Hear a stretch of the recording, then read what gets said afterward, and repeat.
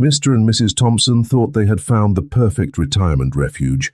The realtor sent only photos of the facade, covered in beautiful dense green vines, like something out of a fairy tale.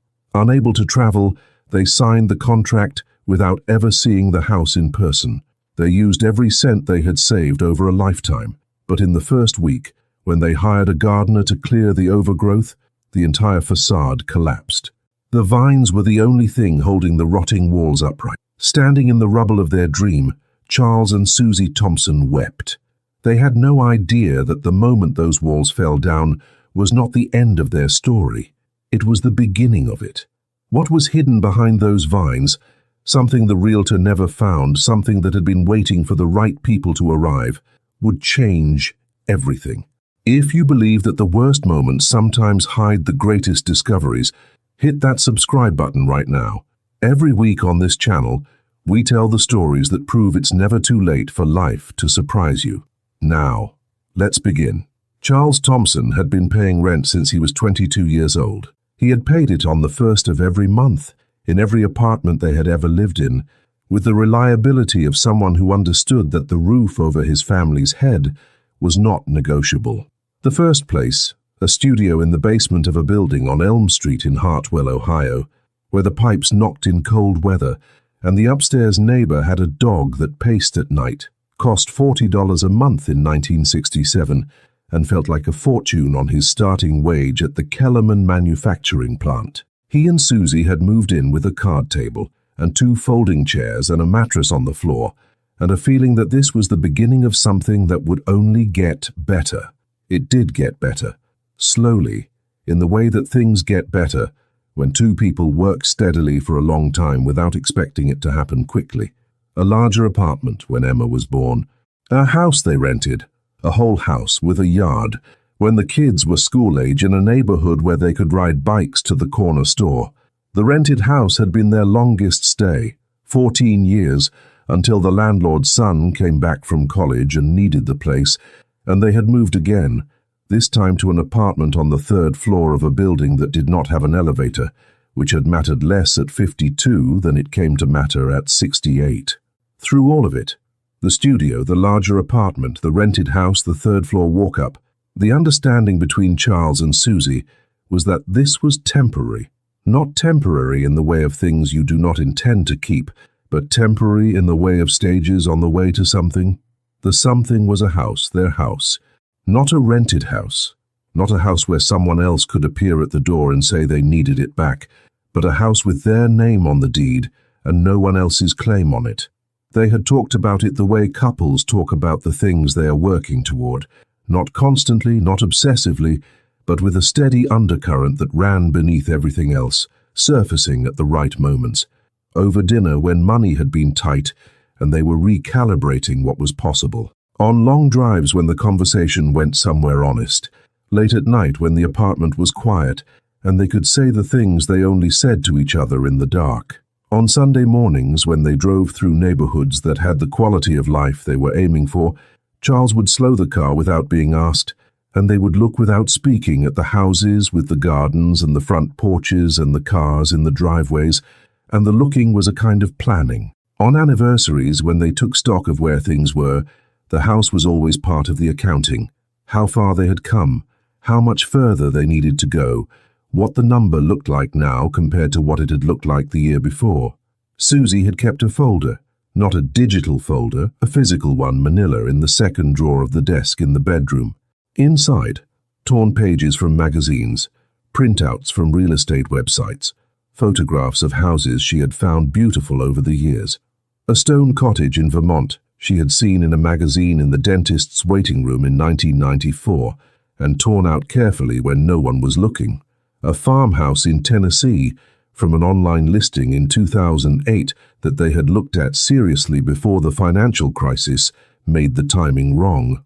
A house with roses growing up a trellis that she had photographed from the car window one Sunday in 2015 in a town they were passing through on the way to visit their daughter Emma in Cincinnati. The folder was thick. It represented 30 years of looking and wanting and not yet, 30 years of being the people who drove slowly through neighborhoods on Sunday mornings, 30 years of opening real estate websites and doing the calculations and closing them again because the timing was wrong or the money was not there or the moment had not arrived. The folder was evidence that they had never stopped believing the moment would arrive. It was also, Susie sometimes thought privately, the most faithful thing she owned. It had never lost hope on her behalf, even in the years when hope was difficult to sustain. Charles retired from Kellerman Manufacturing at 72, 3 years after he had planned to, because the pension was better if you waited and the pension was what the house was going to depend on. Susie had worked at the plant too, in the administrative offices, tracking inventory and managing the records, and had retired at 68 when her knees had made the stairs to the 3rd floor of their apartment building a twice-daily negotiation she was no longer willing to conduct. She was 75 when they finally had enough. When the combination of the pension, the Social Security, the modest savings account they had maintained through decades of careful management, and the proceeds from selling the contents of a lifetime of renting, the furniture, the good dishes, the extra car, added up to the number they needed. It was not a large number by the standards of people who had been buying houses for decades. It was everything they had.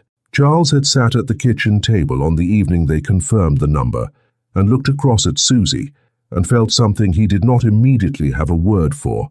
It was the feeling of an arrival, not at the house. They did not have the house yet, but at the threshold of having the house, which was a place he had been walking toward for 53 years, and had sometimes in the difficult years wondered if he would reach. "We're going to do it," he said. He said it quietly, the way you say things that have been true in the future for a long time and are finally becoming true in the present. Susie reached across the table and put her hand on his. She had the particular expression she got when something mattered too much for her usual composure, the expression he had seen at their wedding and at the births of their children and at his mother's funeral and at moments in between that were private and specific and theirs alone. "So we're going to do it," she agreed. They had been looking at listings for 3 weeks when they found the Ivy Cottage. It appeared in their search results on a Tuesday morning in early spring, listed by a realty company out of Millfield, a small town in Western Virginia that they had visited once 15 years ago on a driving trip, and that Susie had mentioned more than once since as the kind of place she would not mind waking up in every morning. The price was within their range. The description mentioned original character, established gardens, and the quiet charm of a property that had been part of the community for generations. The photographs were beautiful. There were 11 of them, taken in what appeared to be late afternoon light, the golden hour that makes everything look like it was designed to be photographed. The house was barely visible in most of them, covered so thoroughly in a dense cascade of green and flowering vines that it was more suggestion than structure, a shape inside a garden, the kind of thing that appeared in English countryside magazines with captions about heritage and timelessness. In the photographs where the facade was partially visible, it had the warm, weathered quality of old wood that has been in the same place for a long time. Susie sent the listing to Charles at 9:15 on a Tuesday morning with the message, "This one." He called her back in 4 minutes. The realtor's name was Richard Calloway.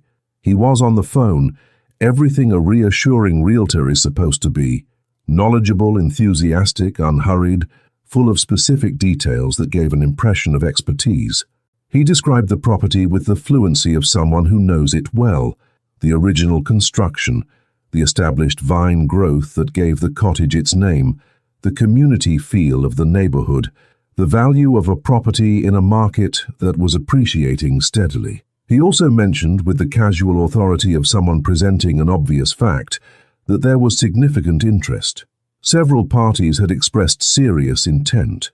In a market like this, properties with character and charm at this price point moved quickly. Charles and Susie, who had been in the position of wanting something that other people also wanted their whole lives, understood this kind of pressure. They had lost apartments to faster applicants. They had watched houses they loved in the years before they had the money disappear to buyers who had it ready.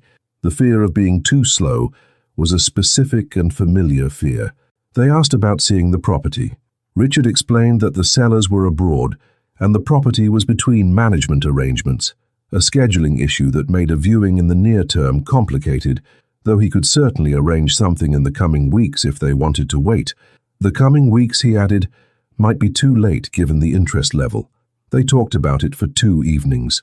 They called their daughter Emma, who was cautious in the way of someone who loves her parents and is trying to protect them without telling them what to do. They looked at the photographs again and again. They read the listing description word by word. On the 3rd evening, Charles called Richard and made the offer. The paperwork was signed electronically, which Charles managed with Emma's help over a video call. The money transferred on a Friday morning. By Friday afternoon, they were the owners of the Ivy Cottage on Millfield Road in Millfield, Virginia. Susie cried when the confirmation email arrived, not from sadness, from the weight of finally, from 53 years of the first of the month arriving and the rent being due and the roof over their heads belonging to someone else. And now at last, for the first time in their lives, it did not. They drove to Millfield on a Saturday in May, the moving truck following behind them, with the contents of the 3rd-floor apartment and the few pieces of furniture they had kept from the years of renting, the ones with enough personal history to justify the cost of transporting them. Susie had the listing photographs printed and in her lap for part of the drive, which Charles had not told her he found both touching and slightly worrying. She had looked at them so many times over the past weeks that she could have described each one from memory. The particular shade of the flowering vines in the afternoon light, the suggestion of a window frame visible beneath a curtain of green, the stone path that disappeared into the garden's depth. She had the folder with her too, and she had added the Ivy Cottage photographs to it, her most recent entry in 30 years of looking. They turned onto Millfield Road at 11 in the morning. The neighborhood was quiet and established.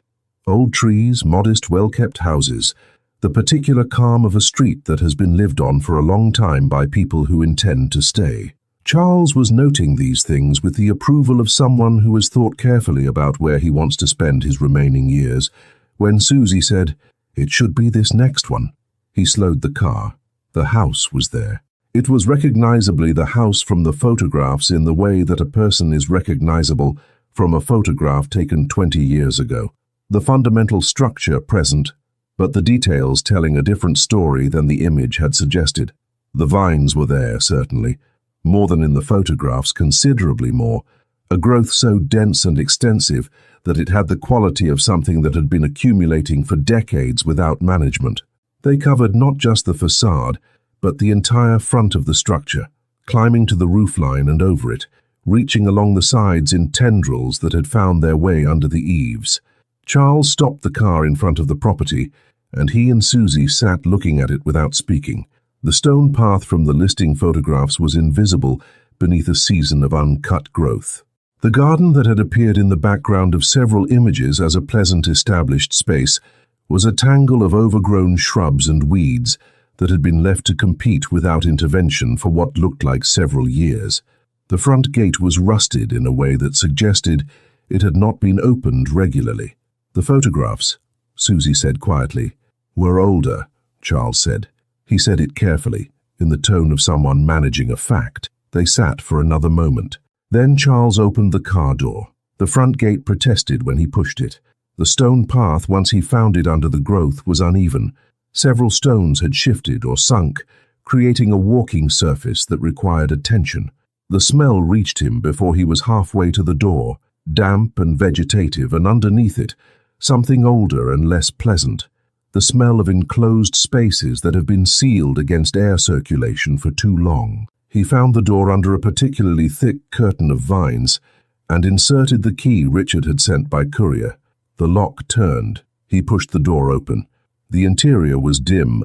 The windows were so thoroughly covered by the vines outside that very little light penetrated, and it took his eyes a moment to adjust. When they did, what he saw confirmed what the smell had been suggesting. The ceiling in the front room had a water stain that occupied most of its surface, the concentrated brown ring of repeated leaks that had happened over years and never been addressed. The walls had the grey-black pattern of mold that had established itself and been left to expand. The floor was original wood, and he could see that, but original wood that had been subjected to moisture damage and was soft in places when he tested it with his foot, softer than wood floors should be. He went back outside to Susie, who was standing on the path. "It needs work," he said. She looked at his face. She had been reading his face for 53 years, and she knew what the careful tone meant. "How much work?" she said. He looked at the house. He looked at the vines, which covered it so completely that the condition of the walls beneath them was impossible to assess from the outside. "I don't know yet," he said honestly. "Let's go in together." The first week at the Ivy Cottage was an education in the specific way that hope, when it has been held for a very long time, adjusts to reality. Charles was not a man who catastrophized. He had spent 50 years at a manufacturing plant where problems were identified, assessed, and addressed. Not mourned, not panicked over, addressed. He brought this approach to the house the way he had brought it to everything else, systematically, beginning with what he could determine and building from there. What he could determine in the first week was considerable, and none of it was good. The roof had not been properly maintained in years. This was evident from the water damage inside, which told the story of water getting in and having nowhere to go and going everywhere. The electrical system was outdated in a way that a licensed electrician, whom Charles called on the third day, described with the measured language of a professional who does not want to alarm his customers, but cannot in good conscience minimize.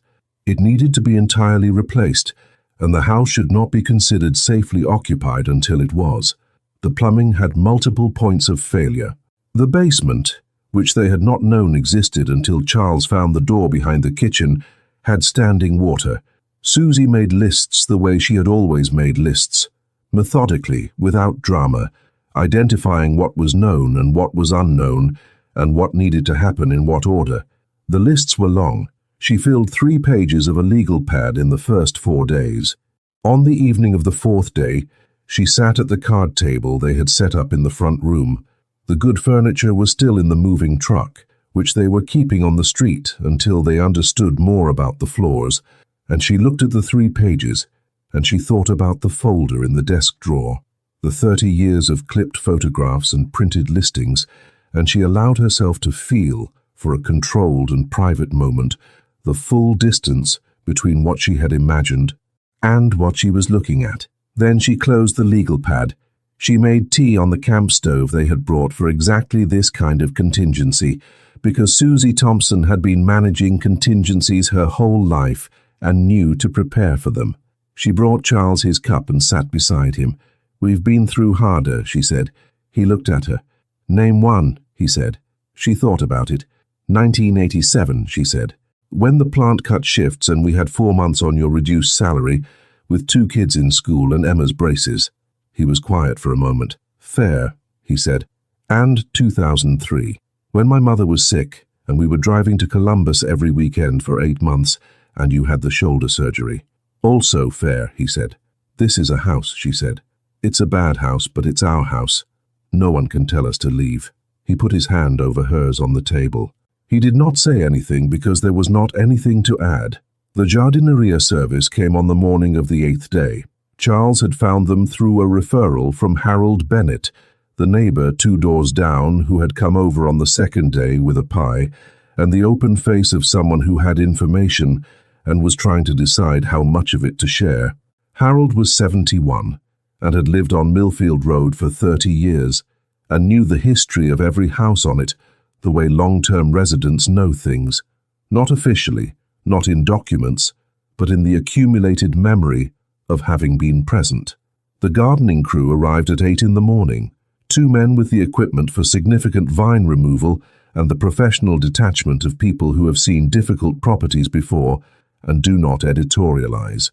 Charles explained what he wanted: clear the front facade, the sides as far as they could reach, and the path to the front door. He wanted to see the house.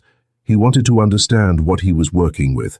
The crew began at the left side of the facade, working systematically toward the center. Charles and Susie stood in the garden and watched. It became apparent, as the first large section of vine was removed, that what was beneath it was not what either of them had hoped. The wood of the facade, exposed to light for what appeared to be the first time in years, was in a condition that Charles, who had grown up around manufacturing and knew what material failure looked like, recognized immediately. The crew chief said it quietly, professionally. The vines had not just been growing on the house, they had been growing into it, through it, their root systems penetrating the wood and the old mortar and becoming structural in a way that no one had intended. When the crew pulled a large section from the center of the facade, the wall moved, not collapsed, not immediately, but moved, in the way that things move when the thing that was holding them together has been removed. A deep crack appeared from the roof line downward. The crew chief told his team to stop. "The vegetation is load-bearing," he said to Charles, with the careful tone of a professional delivering unwelcome information. Charles looked at the crack. He looked at Susie. And then, from beneath the section of vine that had just been pulled back, exposed now to daylight for the first time in what must have been years, a yellow rectangle of paper became visible, attached to the wall, official-looking. Charles walked forward and looked at it closely. It was a notice from the Millfield County Building Department, dated 4 years ago. It stated that the property at this address had been determined to be uninhabitable due to structural deficiency and was condemned pending remediation. It stated that occupation of the property was prohibited. It bore the official seal of the county and the signature of the building inspector. Charles read it twice. Then he stepped back and sat down on the garden path, on the uneven stones, and he put his face in his hands. Susie was beside him before he had fully processed the movement of her coming to him. She sat on the path next to him and put her arm around his shoulders, and they sat together among the pulled vines and the disturbed soil, while the crew chief waited at a respectful distance, and the house showed them, through the gap in the vegetation, the crack that ran down its face like a sentence that could not be taken back. 53 years of rent, every careful dollar. The folder with 30 years of photographs, the phone call with Emma helping them through the electronic paperwork, the confirmation email that had made Susie cry from the weight of finally. All of it had come to this garden path, this official notice, this condemned house that a man named Richard Calloway had sold them for every cent they had. Charles wept. He made no effort to contain it and no apology for it. He was 78 years old, and he had earned the right to weep in his own garden, such as it was. He wept the way a person weeps when the loss is not just money or property, but the specific dream that was attached to it, the dream that had sustained them through every moved-out of apartment, every landlord's phone call, every Sunday morning drive through neighborhoods they were not yet ready to join. The dream of 53 years of the first of the month. The dream of a deed with their names on it and no one else's claim. The dream of a place that could not be taken back. Susie held him. She did not tell him it would be all right, because she did not yet know if it would be. She held him and let him be in it, the way she had held him through the other hard things, and she thought beneath the grief, with the part of her mind that was always already working on what came next, there has to be something we can do. Harold Bennett appeared at the garden gate at 11:15, which suggested he had been watching from his property and had assessed the situation well enough to know when to come over.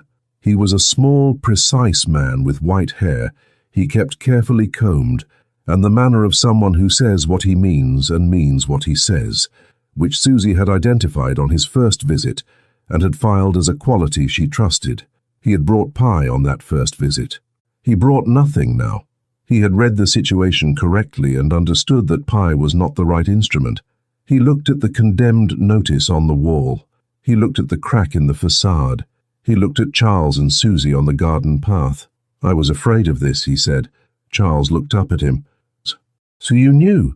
Harold sat down on the low stone wall that bordered the garden path, moving carefully with the deliberateness of a 71-year-old who has learned not to rush the sitting down part. "Not everything," he said. "I knew the house had been condemned. I saw the notice go up 4 years ago. I knew the property had been sitting empty since then." He paused. "I didn't know it had been sold. I didn't know anyone was coming." "Richard Calloway," Susie said. Harold's expression changed in a specific way, Not surprise, but the confirmation of something he had already suspected. "Calloway," he said. "He said it the way you say a name you have been waiting to hear. I thought it might be him. He's been involved with a couple of the distressed properties in this area. He's good at finding people who don't know what questions to ask." "We didn't know what questions to ask," Charles said. There was no self-pity in how he said it, just the accurate acknowledgement of a fact. "Most people don't," Harold said. "That's what he counts on." He told them what he knew about the property. The house had been built in the 1880s by an architect named William Hargrove, who had designed several buildings in the region in the period, and who had died in 1931 without direct heirs.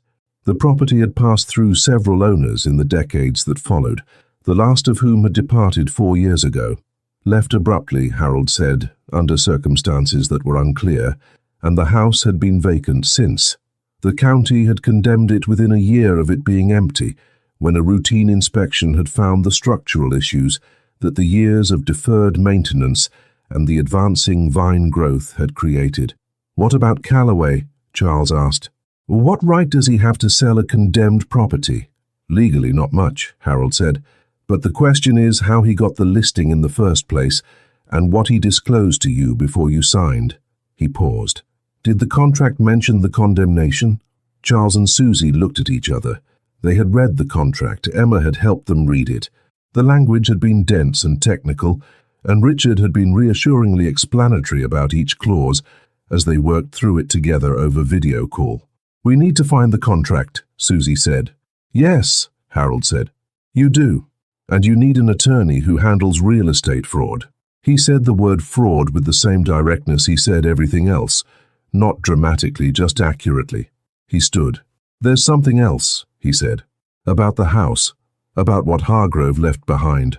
He looked at the structure, at the gap in the vines where the section had been removed, at the crack and the condemned notice. "The crew, are they finished for the day?" "We sent them home," Charles said. "Good." Harold looked at the gap in the facade again. When Hargrove built this house, he was known for something specific. He was known for building things to last and for putting his important documents inside the structure itself rather than in a bank. It was a practice he had, apparently, from reading about houses that had been destroyed in fires taking everything with them. He built a safe room, not a room exactly, more of a secured cavity, into several of his structures. He paused. "I don't know if this house has one, but I know that Hargrove built this house, and I know that the wall section that came down is on the interior-facing side, which is where, based on the other Hargrove buildings I have read about, the secured space would be." Charles and Susie both looked at the house. "What are you saying?" Susie said. "I'm saying," Harold said carefully, "that before you call the attorney and before you do anything else, it might be worth looking at what's inside that wall." They went in together, the three of them, with flashlights.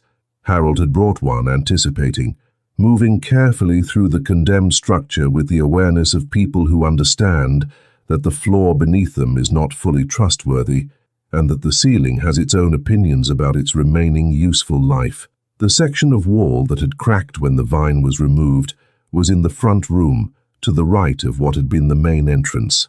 The crack ran from the upper molding to the floor, and had opened wide enough to reveal the interior of the wall cavity, the space between the interior plaster and the exterior wood, which in a structure this old was considerable. Harold held his flashlight to the gap and looked in. "There," he said. Charles took the flashlight and looked. It was not dramatic in its appearance.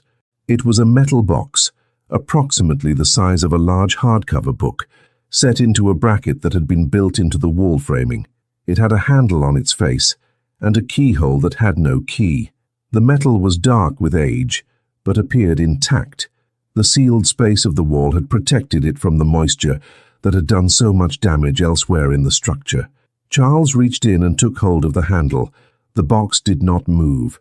"It's secured," Harold said. "Bolted to the bracket, most likely. You'll need to remove the bracket." They worked at it for 40 minutes, using tools Charles had in the car, a habit from a lifetime of practical work, always having the basic tools available. The bracket was bolted through the wall stud with hardware that had been set in place over 100 years ago, and had no intention of cooperating easily. Charles worked at it with the patience of someone who knows that the alternative to patience is damage, and that he had already had enough damage for 1 week. The box came free at 12:40. They carried it to the card table in the front room and set it in the beam of the lantern they had brought in. Susie sat across from it. Charles stood beside it. Harold stood at a respectful distance, because this was their discovery, not his. The keyhole was a standard type. Charles recognized it as similar to the old locks on filing cabinets he had worked with at the plant. He went to the car and came back with a small tool kit and worked at the lock for 20 minutes. It opened with a sound that was less click than sigh, the sound of something releasing after a very long time. Inside the box, in an oilskin wrapping that had preserved them from moisture, were documents. Charles unfolded the oilskin carefully. Susie came around the table to stand beside him. The documents were handwritten in the careful penmanship of someone who wrote with the awareness that what they were writing would need to be read by people who were not present. Several were on paper that had yellowed with age but remained legible. Several were on heavier stock that had held its color better. They were property deeds. Multiple deeds, all in the name of William Hargrove, covering parcels of land in Millfield County and the surrounding region. Harold, who had come forward now and was reading over their shoulders, began to name the locations. Quietly, with increasing attention, the attention of someone who knows the area and is understanding as he reads what he is looking at. There was also a letter, addressed to no one in particular, written the date indicated in 1928, 3 years before Hargrove died. Charles read it aloud slowly, in the dim room with the lantern and the sound of the May morning outside. Hargrove had written that he had no children, that his family had died before him, and that he had lived his life building things and accumulating land in the belief that land was the only thing that did not diminish when you were not attending to it.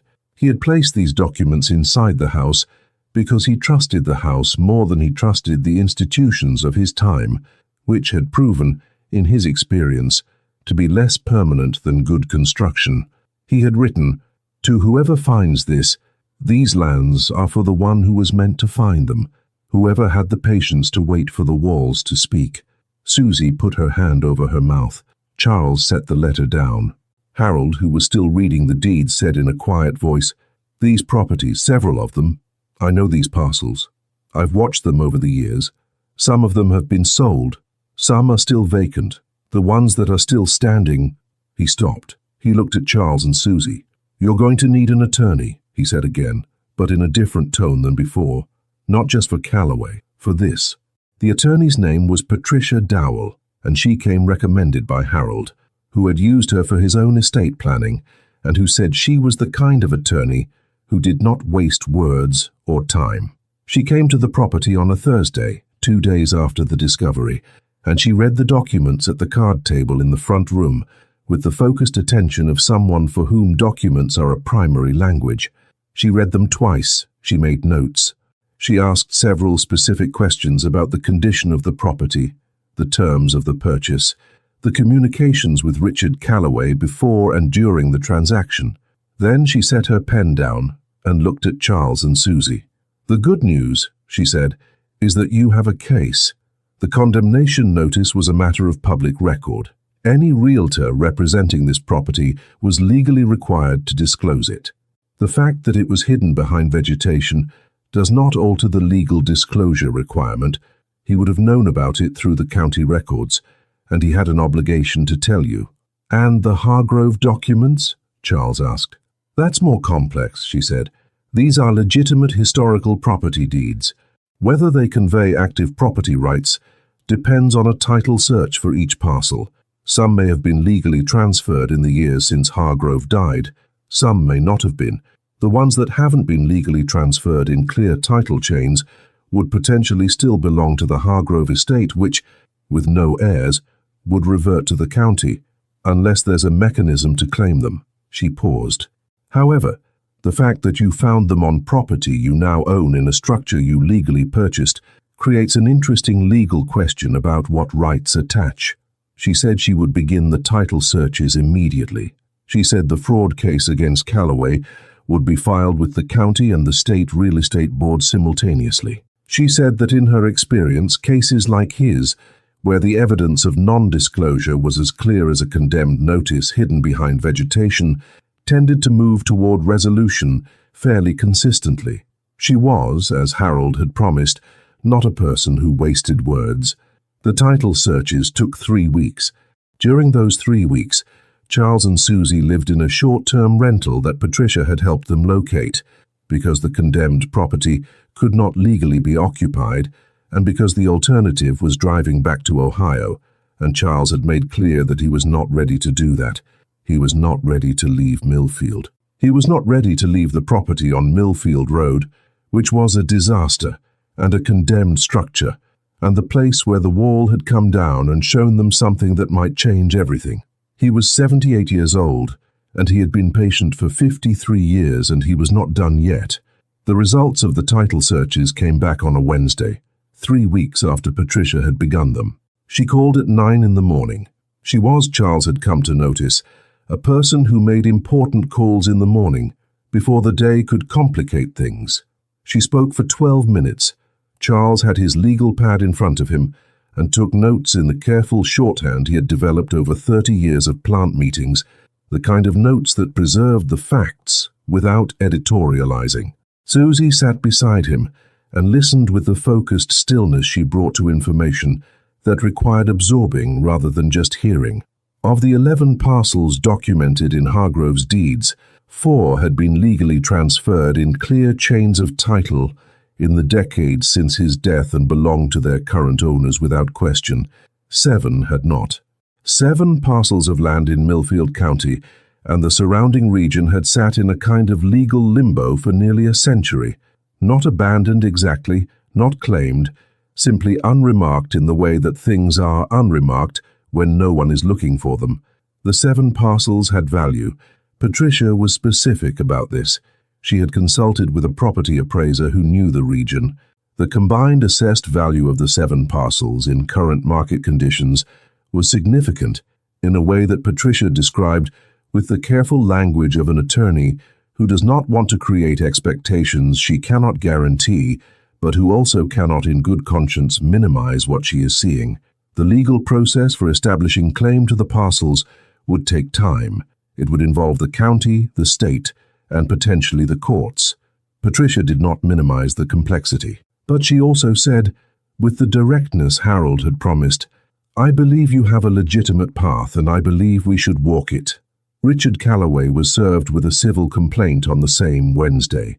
He was also, Patricia informed them, under investigation by the State Real Estate Commission, based on a pattern of similar transactions that their filing had helped bring to the Commission's attention. He was not the first person he had done this to. He would not, it appeared, have the opportunity to be the last. The construction began in September, on a morning that had the particular clear quality of early autumn in Virginia, the air carrying the first suggestion of the change that was coming, and the mountains visible to the west in a way that made Charles stop before going inside with Tom Garrett and simply look at them for a moment. They had found the builder through Harold, who seemed to know everyone in Millfield who was worth knowing, and who vouched for the man the way he vouched for Patricia, with specific reasons rather than vague endorsement. The builder's name was Tom Garrett, and he had been working in the region for 30 years, and had the manner of someone who has seen complicated projects and knows how to begin them without drama.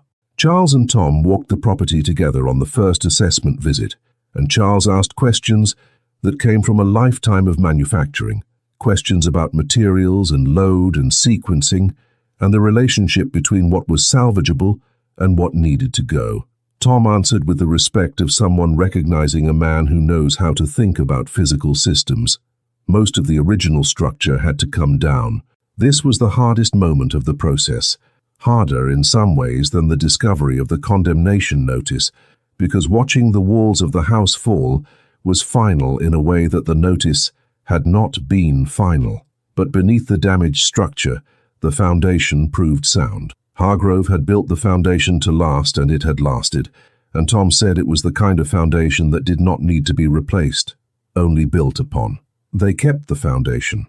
They kept the stone path, which they repaired stone by stone. They kept, on Charles's specific request, the original door frame, found intact beneath the overgrowth, solid oak, the kind of wood that was made in an era when wood was made to endure. Tom incorporated it into the new front entrance, and they kept the vines. Not all of them. Not the structural growth that had penetrated the old walls and contributed to the collapse. But along the left side of the property, where a stone arch had been part of the original garden design, and where the vines had grown in a way that was ornamental rather than damaging, they were preserved and trained back into shape. Susie had asked for this specifically, and Charles had understood why without asking. The vines were the beginning of the story. They would be part of the ending. The construction took 4 months.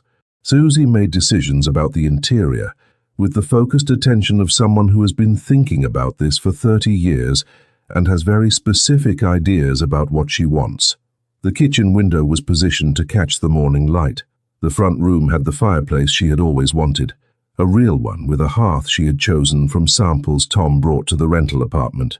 The guest room was designed with the grandchildren in mind, as it had always been in the imagining.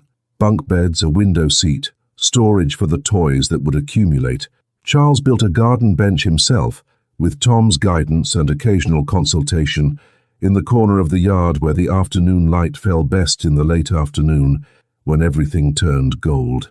He was not a woodworker by training, but he was a man who had spent 50 years working with his hands in manufacturing and who understood the basic principles of making something solid, the importance of square corners and fasteners appropriate to the load.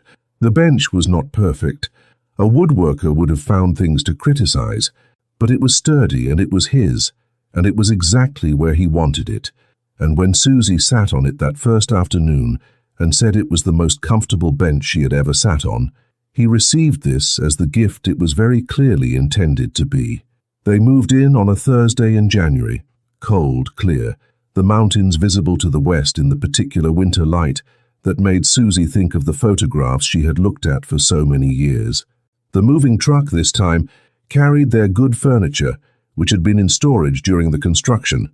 Charles carried the box with Susie's folder, 30 years of clipped photographs and printed listings and torn magazine pages, and put it on the desk in the room she had designated as her reading room. She would keep the folder, not because they were still looking, but because the looking had been part of the life, and you kept the things that had been part of the life. The legal resolution came in March, 4 months after they moved in. Patricia called on a Tuesday morning. She was consistent about Tuesday mornings, which Susie had come to recognize as her preferred time for significant communications. The claim to 5 of the 7 Hargrove parcels had been upheld by the court. 2 had been ruled against on technical grounds related to adverse possession claims from neighboring properties. Patricia had expected this and had prepared them for the possibility. 5 parcels remained. The appraised value of the 5 parcels in the current market was a number that required Charles to sit down when he heard it.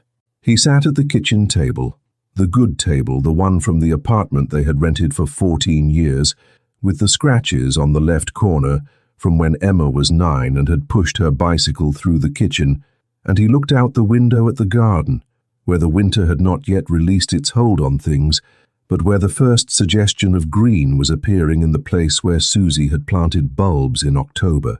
He thought about 1967, the studio apartment on Elm Street, where the pipes knocked in cold weather, and the upstairs neighbor's dog paced at night, and the $40 a month felt like a fortune on his starting wage. He thought about Susie in that apartment, 22 years old, making the small space into something that felt like home with the resourcefulness she brought to everything. He thought about the morning he had left for the plant at 6 and come home at 4:30 to find she had painted the kitchen wall, just one wall, the one that caught the afternoon light, a yellow that made the whole place feel different. He had not asked her to do it. She had seen that it needed doing and she had done it. He thought about the folder, 30 years thick. He thought about Tuesday morning in early spring, when the listing for the Ivy Cottage had appeared on their screen, and Susie had sent it to him with the message, "This one, the worst moment of their lives, the garden path, the condemned notice, the crack in the wall, had led directly to the best thing that had ever happened to them financially, which was not the thing that mattered most, but was not nothing. Richard Calloway had his license revoked. The civil case was settled in a manner that returned to Charles and Susie the full amount they had paid for the property, with additional damages. The State Real Estate Commission's investigation uncovered 3 other similar transactions, and the criminal charges that followed were a matter Patricia described with the neutral satisfaction of an attorney who has done her job correctly. On a Saturday in April, when the garden was coming into itself in the way that April gardens do, tentatively at first, then with increasing confidence, Susie invited Harold Bennett for dinner. She had been meaning to do this since the fall, since the resolution, since the moment when the practical urgency of everything had subsided enough to make space for the ordinary acts of gratitude. Harold had been there at the beginning. He had walked over with his flashlight at the right moment. He had known about Hargrove and had said so at the right time. These things deserved to be acknowledged properly, with a meal, at a table, in the house that would not have been built without him. She made the meal herself, in the kitchen with the morning light window, and they ate at the good table and talked about the property, and the legal resolution, and the plans for the parcels, 2 of which they intended to donate to the Millfield Land Trust, and 3 of which they intended to hold. After dinner, Charles took Harold out to see the arch. The vines along the left side of the property had come back with the spring, responding to the training Susie had done in the fall, with the particular determination of plants that know what they want to do. The arch, which Tom had built from the same stone as the repaired path, following a design Susie had sketched, framed the garden entrance in a way that was both new and felt as if it had always been there. Harold stood and looked at it for a moment. She wanted to keep them, Charles said. It was not a question. Of course she did, Harold said. Charles understood. The vines had covered the condemned notice that had exposed the fraud. The vines had penetrated the walls and made them fall, which had exposed the box, which had led to everything that followed. The vines had been, simultaneously, the disaster and the key to ending it. Susie came out of the house carrying 3 cups of tea, which she distributed with the practical grace of someone who has been looking after people her whole life and does it without making a production of it. She stood beside Charles under the arch, and the 3 of them looked at the garden in the April light, at the bulbs she had planted in October coming up in the border, at the bench Charles had built in the corner, where the afternoon light fell best. You know what I kept thinking, Susie said, in those first days, when we were on the garden path and everything had fallen apart. What? Harold asked. That it wasn't fair, she said. 53 years, every rent payment, every time we moved because someone needed the place back, and then this. She paused. But then I thought, all those years of renting, we also never had a roof fall in on us. We never had to deal with a foundation. We never had a wall come down. She looked at the arch. If we had bought a house 20 years ago, we would have bought the wrong house. We were ready for this one. Charles put his arm around her. They had paid rent for 53 years, and the house they finally owned had walls that had fallen down to show them where the treasure was. They had been cheated by a man whose greed had led them accidentally to something no amount of planning could have found. They had come to Millfield looking for a refuge, and found something closer to a calling, a place to be present in, a community to be part of, a garden to tend. The arch of vines stood at the entrance to the garden, where it would stand for years. They walked through it, together. If you have ever waited for something so long that the waiting became part of who you are, if you have ever had the ground give way beneath a dream you had carried for decades, if you have ever been in the garden path moment, the moment when everything you worked for seems to have come to nothing, this story is for you, because Charles and Susie Thompson did not find a perfect house. They found something better, proof that the worst arrivals sometimes carry the best beginnings inside them if you have the courage to look. Share this with someone who needs to be reminded that timing is not always cruel, even when it feels that way, that the house you were meant to have was always waiting for the moment you were ready to receive it, that some walls have to come down before you can see what they were hiding. We are truly grateful you walked this road with us today. We'll see you in the next story.